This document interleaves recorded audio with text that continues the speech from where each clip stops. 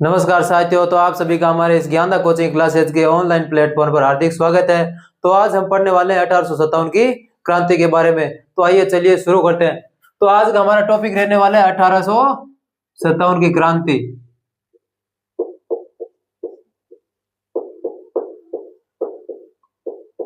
1857 की क्रांति। तो सबसे पहले देखते हैं कि इस क्रांति की शुरुआत कब हुई थी।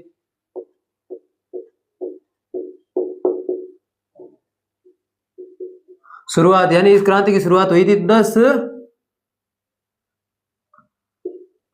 10 मई 1857 को मेरठ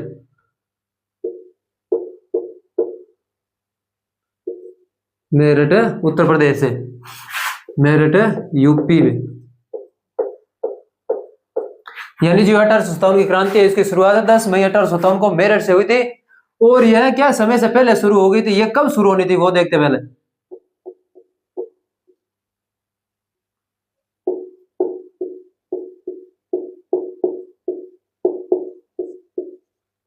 यानी कब शुरू होनी थी, यह शुरू होनी थी 31 मई को। 31 मई को, यानी 31 मई को शुरू होनी थी, लेकिन यह 10 मई को ही शुरू हो गई थी। अब देखते हैं, देखो कि इसका प्रतीक चिन्ह क्या क्या थे इस क्रांति के।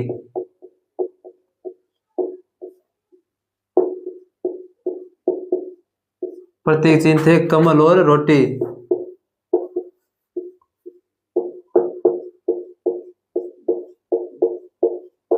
कमल और रोटी इसके प्रतीक चिन्ह थे। हम देखते हैं ये क्रांति का अंत कब हुआ था, यानी समाप्त कब हुई थी। तो यह समाप्त हुई थी 30 जून 1858 को। अब देखते हैं कि उस समय भारत का गवर्नर जनरल कौन था। भारत के गवर्नर जनरल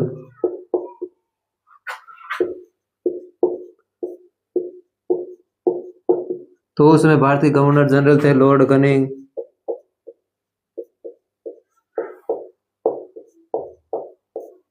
लॉर्ड कनिंग। और भारत के जो शासक थे वो देखते हैं, यानी भारत के राजा तो वो थे अंतिम मुगल बादशाह बहादुर शाह जफर।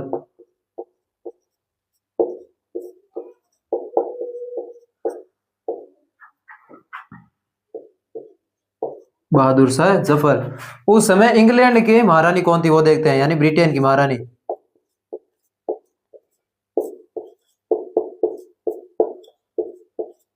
ब्रिटेन की महारानी, तो उसमें ब्रिटेन की महारानी थी रानी विक्टोरिया।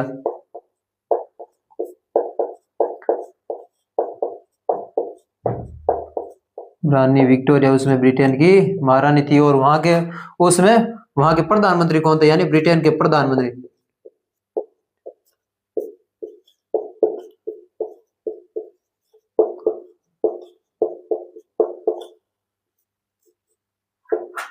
तो वो थे लॉर्ड कैंपबेल, यानी पामस्टन।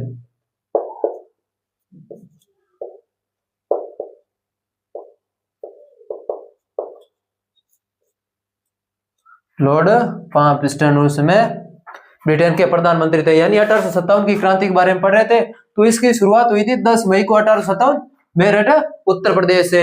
और इसकी शुरुआत कब से होनी थी, यानी 31 मई को इसकी शुरुआत होनी थी, लेकिन कुछ कारणों से क्या 10 मई 1857 को ही इसकी शुरुआत हो गई थी।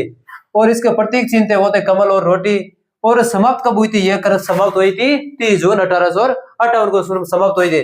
और उस समय भारतीय गवर्नर जनरल लॉर्ड कनिंग थे उस समय, यानी 1857 की जब क्रांति हुई तो भारत के गवर्नर जनरल लॉर्ड कनिंग थे। और भारत के जो राजा थे अंतिम मुगल बादशाह बहादुर शाह जफर थे। और उसमें ब्रिटेन की जो महारानी थी वो थी रानी विक्टोरिया। और उसमें ब्रिटेन के जो प्रधानमंत्री थे वो थे लॉर्ड पामस्टन। यह तो हो गई बेसिक जानकारी 1857 की क्रांति बारे में। अब देखते हैं 1857 की क्रांति के शुरू होने के असली कारण क्या थे उनके बारे में देखते हैं। जल्दी जल्दी से नोट करो देंगे।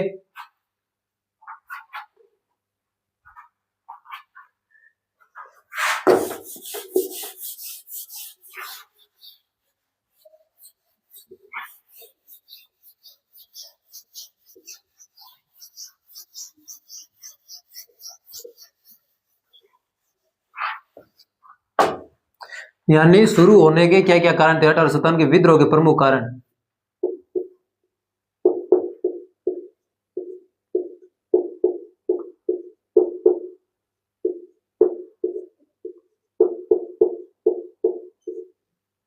विद्रोह के प्रमुख कारण, तो पहला कारण देखते हैं, यानी विद्रोह के शुरू होने के प्रमुख कारण क्या थे। तो अंग्रेजों ने, पहला कारण देखते हैं, अंग्रेजों ने भारतीय सिपाहियों और जमींदारों को, वो पूरे जमींदार नहीं थे लेकिन कुछ जमींदार थे,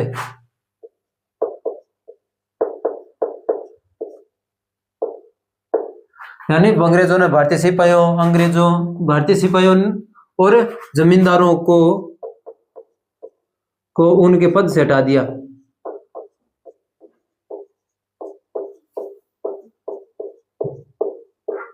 के पद से हटा दिया, उनके पद से हटा दिया गया था, हटा दिया था, जिससे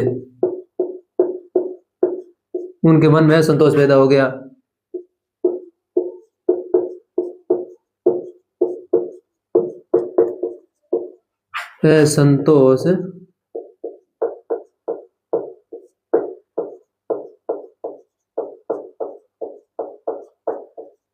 संतोष पैदा हो गया और उन्होंने विद्रोह कर दिया।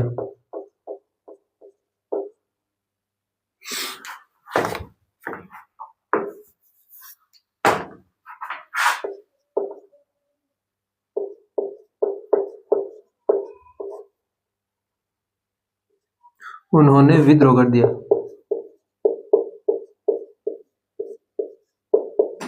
विद्रोह कर दिया,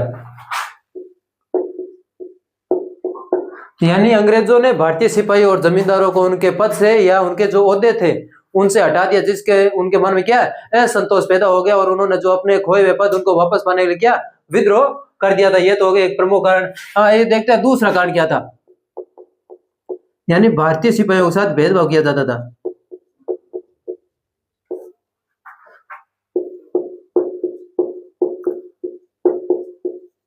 भारतीय सिपाहियों के साथ भेदभाव करना, यह भी एक प्रमुख कारण था कि भारतीय सिपाहियों के साथ क्या भेदभाव किया जाता था। अब तीसरा पॉइंट देखते हैं हम अपना, यानी किसानों पर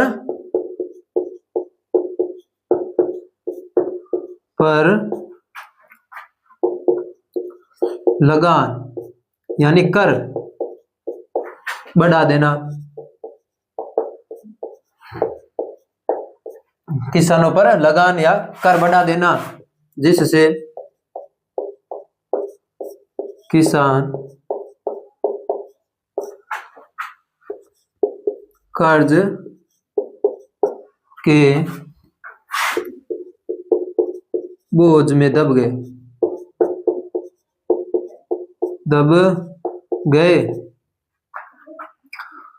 अब हो गए और उन्होंने कर चुकाने से इनकार कर दिया, कर्ज के बोझ में दब गए और उन्होंने कर्ज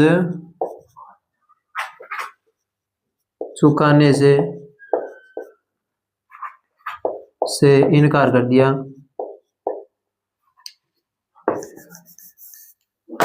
चुकाने से इनकार कर दिया।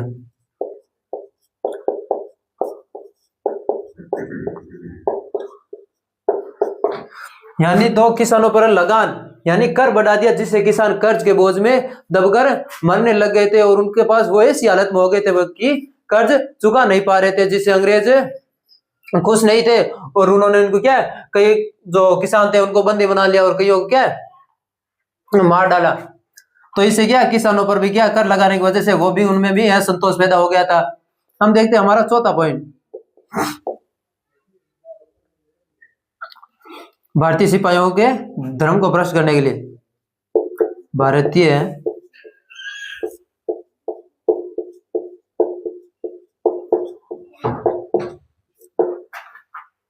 भारतीय सिपाहियों के धर्म को भ्रष्ट करने के लिए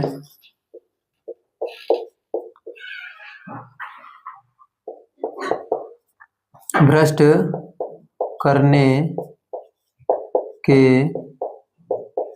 लिए उनके खाने में गाय और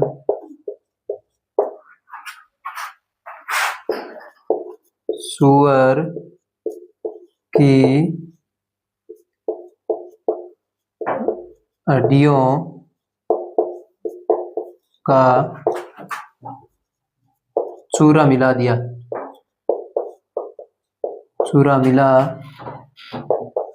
दिया गया था। यानी जो अंग्रेज थे वो भारतीय सिपाहियों के धर्म को भ्रष्ट करने के लिए उनके खाने में गाय और सूअर की जो हड्डियां थी उनको पेश करके उनके खाने में मिला देते थे, ताकि भारतीय सिपाही क्या धर्म भ्रष्ट हो जाए, उन्हें ईसाई बना दिया जाए। ये तो हो गए थे हमारे विद्रोह होने के प्रमुख कारण थे। यानी पहला कारण था अंग्रेजों ने भारतीय सिपाही और जमींदारों को उनके पद से हटा दिया, जिससे उनके मन में असंतोष पैदा हो गया और उन्होंने विद्रोह कर दिया। दूसरा था कि भारतीय सिपाहियों के साथ भेदभाव करना, और तीसरा पॉइंट था कि किसानों पर लगान बढ़ा देना। यानी किसानों पर जब ज्यादा कर्ज लगा दिया गया तो किसान कर्ज चुकाने में असफल हो गए और वह आत्महत्या करने लग गए थे, जिससे अंग्रेज काफी नाखुश हुए। और चौथा कारण था वो था कि भारतीय सिपाहियों के धर्म को भ्रष्ट करने के लिए उनके जो खाना था उनमें गाय और सुअर की हड्डियों का चूरा मिलाया गया। जल्दी जल्दी से ये नोट कर लो, ये थे 1857 के विद्रोह के होने के प्रमुख कारण। अब देखते हैं विद्रोह के प्रमुख केंद्र कौन कौन से थे और उन केंद्रों पर कौन कौन से अंग्रेज अधिकारी ने उस दमन को दबा दिया गया था।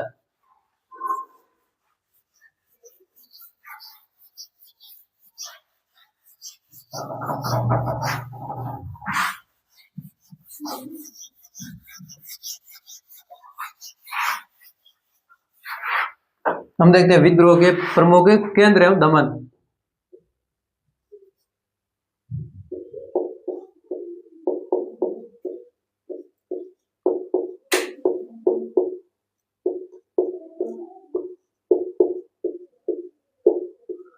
केंद्र और दमन,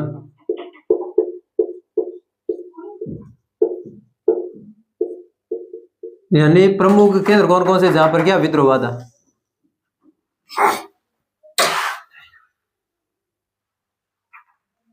हम देखते हैं पहला पॉइंट, यानी विद्रोह का पहला प्रमुख विद्रोह के प्रमुख केंद्र और दमन के बारे में जो पहला केंद्र हो जाएगा वो हो जाएगा लखनऊ। यानी यह विद्रोह का प्रमुख कारण है, प्रमुख केंद्र था, सॉरी। यानी यहीं से 10 मई को क्रांति की शुरुआत हुई थी। यहां पर नवाब वाजिद अली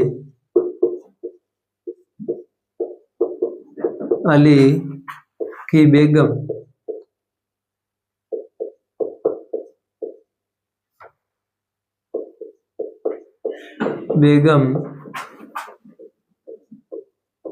हजरत महल ने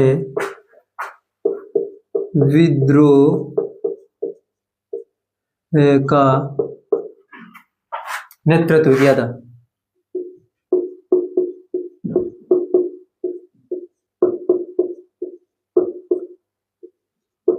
यानी 1857 की क्रांति की शुरुआत लखनऊ से हुई थी, यानी मेरठ 10 मई से।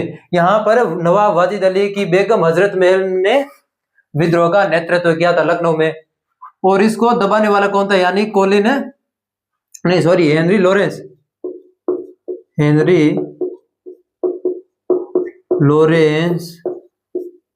ने यहाँ पर विद्रोह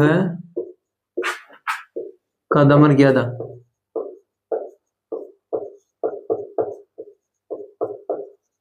यानी जो लखनऊ में विद्रोह हुआ था और नवाब वाजिद अली शाह की बेगम हजरत महल ने विद्रोह का नेतृत्व किया था, तो हेनरी लॉरेंस ने यहाँ पर विद्रोह का दमन किया था। हम देखते हैं दूसरे केंद्र के बारे में, यानी दूसरा प्रमुख केंद्र कौन सा था, वो था कानपुर।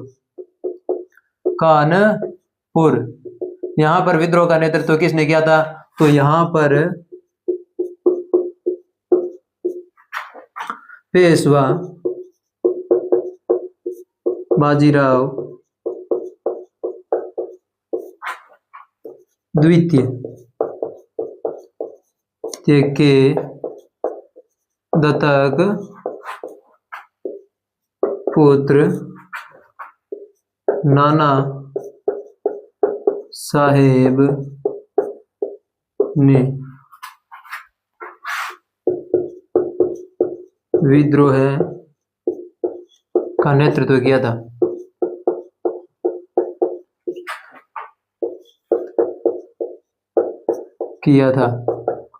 यानी जो कानपुर थे वहां पर विद्रोह का नेतृत्व किसने किया था? पेशवा बाजीराव द्वितीय के दत्तक पुत्र यानी गोद लिए पुत्र नाना साहब ने यहाँ पर विद्रोह का नेतृत्व किया था। और यहाँ पर विद्रोह का दमन किसने किया था? देखते हैं। दमन यहाँ पर कोलिन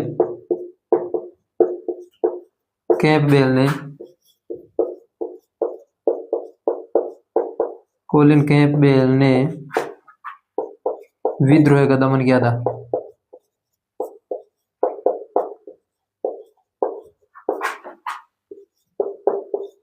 विद्रोह का दमन किया था।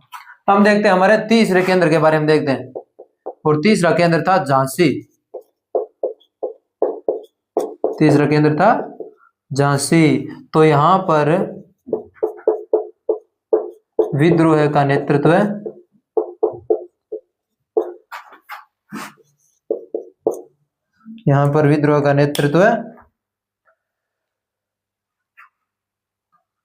रानी लक्ष्मीबाई ने किया था। यहां पर विद्रोह का नेतृत्व रानी लक्ष्मीबाई ने किया था।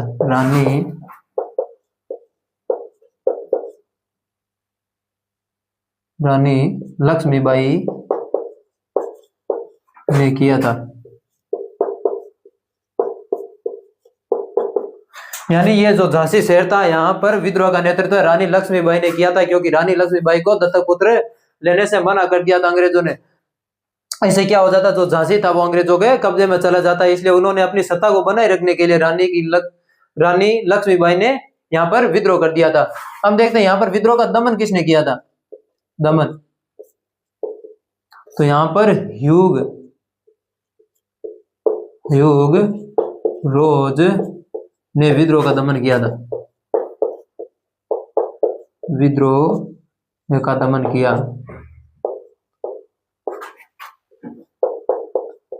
था। यानी ह्यूग रोज जो था वहां पर प्रमुख अधिकारी था अंग्रेजों का, उसने यहाँ पर विद्रोह का दमन किया था। एक बार फिर से देख लेते हैं। यानी विद्रोह के प्रमुख केंद्रों के बारे में हम पढ़ रहे थे। तो हमारा जो प्रमुख केंद्र था वो था पहला लखनऊ। तो यहाँ पर नवाब वाजिद अली की बेगम हजरत महल ने विद्रोह का नेतृत्व किया था। और यहाँ पर जो दमन किसने किया था? तो दमन करने वाला प्रमुख व्यक्ति था वो हेनरी लॉरेंस था। हेनरी लॉरेंस ने लखनऊ में जो विद्रोह हुआ था उसको दबाने में क्या सफलता पाई थी। तो दूसरा केंद्र हो जाएगा कानपुर। तो यहाँ पर पेशवा बाजीराव द्वितीय के दत्तक पुत्र नाना साहब ने विद्रोह का नेतृत्व किया था। और यहाँ पर जो दमन था उसको दबाने का काम है कोलिन कैंपबेल ने किया था। और जो हमारा तीसरा प्रमुख केंद्र हो जाएगा वो था झांसी। और यहाँ पर विद्रोह का नेतृत्व रानी लक्ष्मीबाई ने किया था। और यहाँ पर जो दमन हुआ था उसको दबाने का काम ह्यूग रोज ने किया था। अभी हम अपने चौथे प्रमुख केंद्र के बारे में देखते हैं।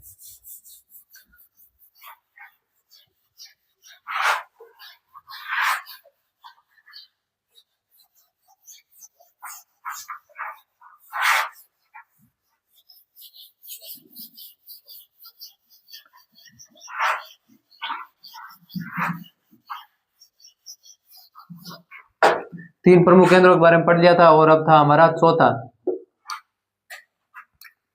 है बिहार। चौथा था बिहार। तो यहां पर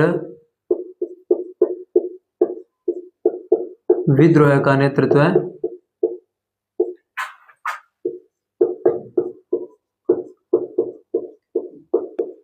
कुंवर सिंह ने किया था।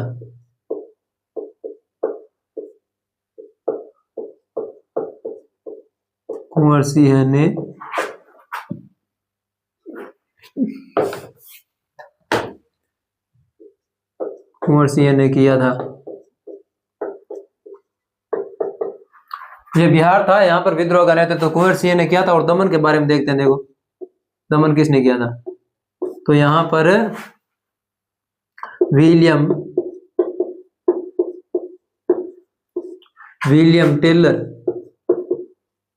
टेलर ने विद्रोह का दमन किया था।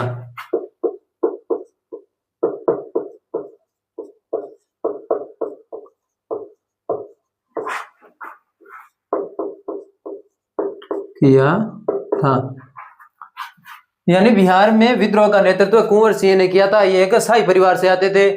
और जहां यहाँ पर विद्रोह का दमन किसने किया था, तो विलियम टेलर ने यहाँ पर जो विद्रोह को शांत करने का काम किया था। अब हमने 5वें केंद्र के बारे में देखते हैं। तो 5वां केंद्र था वो था ग्वालियर।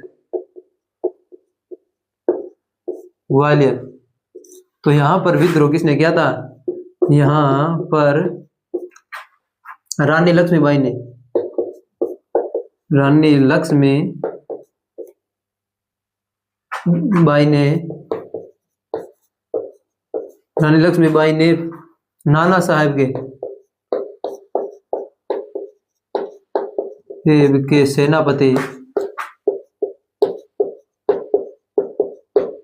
नाना साहेब के सेनापति तांत्या टोपे के साथ मिलकर विद्रोह ने नेतृत्व किया था।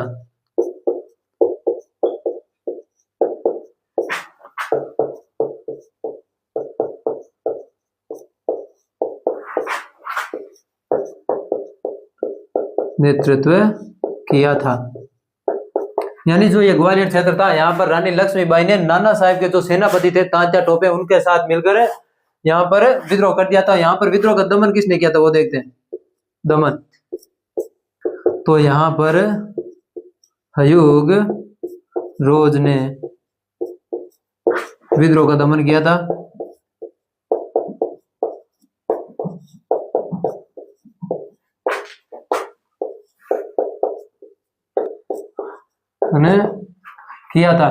यानी जो बिहार क्षेत्र था, यहाँ पर विद्रोह का नेतृत्व कुंवर सिंह ने किया था। और इसमें यहाँ पर विद्रोह को दबाने का काम वो किया था किसने, विलियम टेलर ने। और हमारा ग्वालियर क्षेत्र था, यहाँ पर रानी लक्ष्मीबाई ने नाना साहेब के जो सेनापति थे तांत्या टोपे, उनके साथ मिलकर विद्रोह का नेतृत्व किया। लेकिन यहाँ पर जो दबाने का जो काम किया था वो योग रोज ने किया था। यानी ये जो विद्रोह था उसको दबाने का काम योग रोज ने किया था। तो आज के इस कक्षा में बस इतना ही पढ़ेंगे। बाकी जो बचे हुए टॉपिक है वो कल की कक्षा में देखेंगे। तो जाते जाते हमारे सेशन को ज्यादा से ज्यादा शेयर कीजिए और हमारे चैनल को सब्सक्राइब जरूर कीजिए।